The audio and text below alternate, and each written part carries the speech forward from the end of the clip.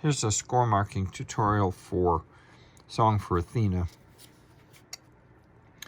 Of course, this means as quietly as possible, basically.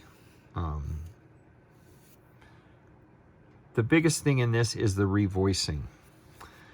So this is second tenors, and then the basses, baritones and basses will divide here. We may have to move a few voices from bass 2 to bass 1 to have it even. We'll see. Then soprano, alto, tenor 1 on the tenor line, and then B1 and B2. So tenor 2, you're not singing here for a little bit until we get down here, when it again is tenor 2, bass 1, bass 2.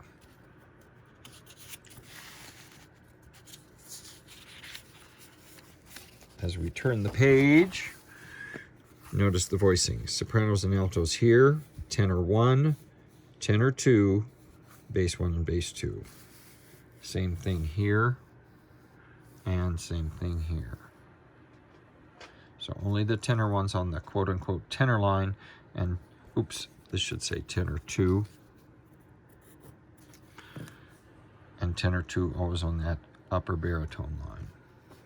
Top of page 3, it's tenor 2, bass 1, bass 2. And just a reminder that we're still pianissimo here. I'm going to go back to page 2 for just a second. I've emphasized this crescendo, but we're only crescendoing to piano, and then when we decrescendo, we're back down to pianissimo, okay? And that's just in these upper 3 voices, soprano, alto, and tenor 1. Now we're back on page 3. I noticed that alto and then the baritone part, which is sung by the second tenors, is actually an inversion of what the sopranos and the tenor 1s are singing.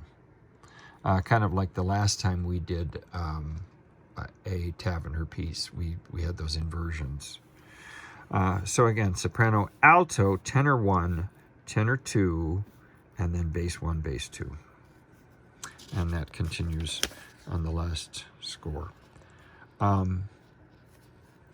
would like at the end of page 3 for half of the alto ones to go up to the staff above. So we are now on page 4, and this is, on this soprano line, it's soprano 1, soprano 2, and half of the alto 1s. Okay? The rest of the altos will not sing for a little bit. The rest of the alto 1s and the alto 2s. Then it's tenor 1, tenor 2, bass 1, and bass 2. That continues.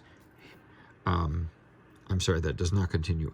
At the end of this line, this is on page 4, top line, all of the tenor 1s are going to go down to the next staff down. So now we're down on the second system. Notice there is no first soprano here, just second soprano and the half of alto 1s that we're singing up here. So then tenor 1 and tenor 2 you have to divide here, bass 1 and bass 2. Then finally on the third system at the bottom of page 4, first sopranos come back in, the second sopranos and half of the alto 1s are here. Again, the rest of the alto 1s and the alto 2s are not singing. Here's tenor 1, tenor 2, bass 1, bass 2. At the top, at the end of that, tenors, you're going to be moving back. So now we've got on page 5, it's really the first time we really sing loudly. This is soprano 1s minus 3 voices. Then soprano 2 and alto and half of the alto 1s. The 3 soprano 1s that aren't singing here, this is where you're singing. And I'd like that to be Katie Fink Johnson, Katie Gerton, and Renee Posey. And then 5 alto 2s are going to be singing here. And I'd like that to be Jan, Margaret, and Kay Freevert, and Paula Rokicki, and Leah Lucas. Just hanging on this. Then The other half of the alto ones and all of the altos minus these 5 ladies are singing this line. Then tenor 1, tenor 2, 3 basses, 3 baritones, and this will be Dick Rourke, John Chamberlain, and Gordon Johnson. You're going to hang on to this F. The rest of the baritones, minus Dick, John, and Gordon, you're singing this line. And then we're dividing up the bass 2s 3 ways. So on the A, I'd like John Butane and Brian Freevert and Dan Cullis.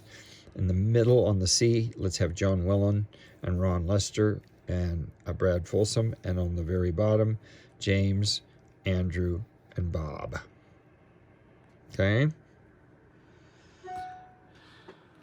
Notice here, there's a fermata before you begin here. So we'll let, now all the basses and baritones are back down to here.